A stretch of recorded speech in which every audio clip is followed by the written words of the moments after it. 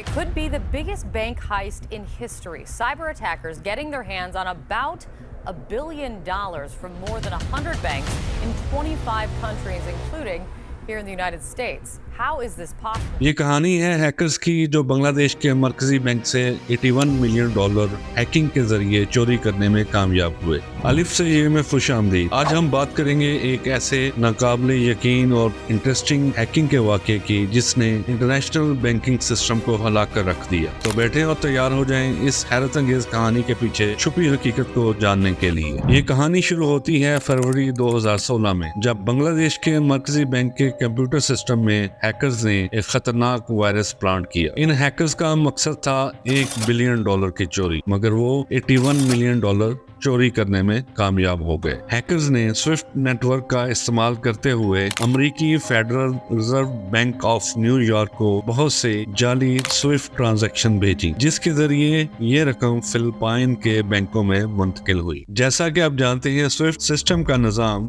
दुनिया भर के दरमियान फाइनेंशियल ट्रांजैक्शन के ट्रांसफर का सबसे महफूज और सिक्योर तरीका समझा जाता है, लेकिन हैकर्स ने इसका गलत इस्तेमाल किया। ये एक बहुत ही चालाकी से बनाया गया मंसूबा था। हैकर्स ने बैंक के अंदर मौजूद सिस्टम में मौजूद कमजोरियों का फायदा उठाया और इस रकम को फिलिपाइन के कसीनो में मुंतकिल किया ताकि इसे वापस लेना मुश्किल हो जाए। सबसे पहले हैकर्स ने बांग्लादेश के सेंट्रल बैंक के सिस्टम में एक मैलवेयर सॉफ्टवेयर प्लांट किया जो बैंक के अमले की लॉगिन तफसीलात चोरी करने के काबिल था। इसके बाद उन्होंने इन लॉगिन तफसीलात का इस्तेमाल करते हुए स्विफ्ट नेटवर्क तक रसाई हासिल की। हैकर्स ने 35 ट्रांजैक्शन के जरिए $1 बिलियन मुंतकिल करने की कोशिश की, लेकिन सिर्फ 5 ट्रांजैक्शन कामयाब हुई, जिनमें $81 मिलियन फिलिपाइन के मुख्तलिफ बैंकों में मुंतकिल हुए। इसके बाद हैकर्स ने इन रकम को मुख्तलिफ कैसीनो में मुंतकिल किया ताकि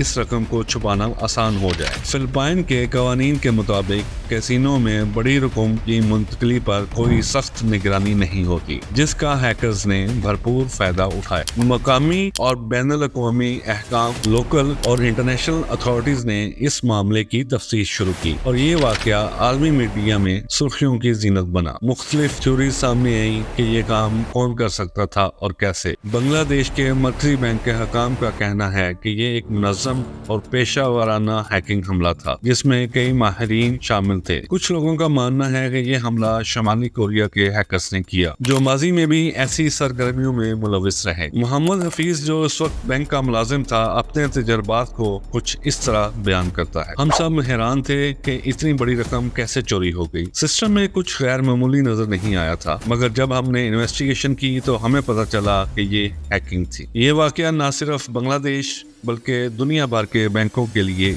एक वेकअप कॉल था। इसने जाहिर किया कि जदीद दौर में साइबर सिक्योरिटी कितनी अहम है। आज तक कोई भी यकीन से नहीं जानता कि हैकर्स कौन थे और वो कैसे इस मुश्किल मंसूबे को अमली जामे पहनाने में कामयाब हुए। ये एक ऐसा राज है, ऐसी हकीकत है जो शायद कभी मुकम्मल तौर पर हल ना हो सके। आपका क्या ख्याल है? अपनी थ्योरीज कमेंट्स में जरूर बताएं और मजीद हकीकी वाकयात के बारे में अपडेट रहने के लिए हमारा चैनल अलिफ से ये सब्सक्राइब करें, लाइक करें और बेल आइकन का बटन दबाएं। जल्द ही मिलेंगे एक और नाकाबिले यकीन हकीकत पर मबनी वाकया के साथ। शुक्रिया।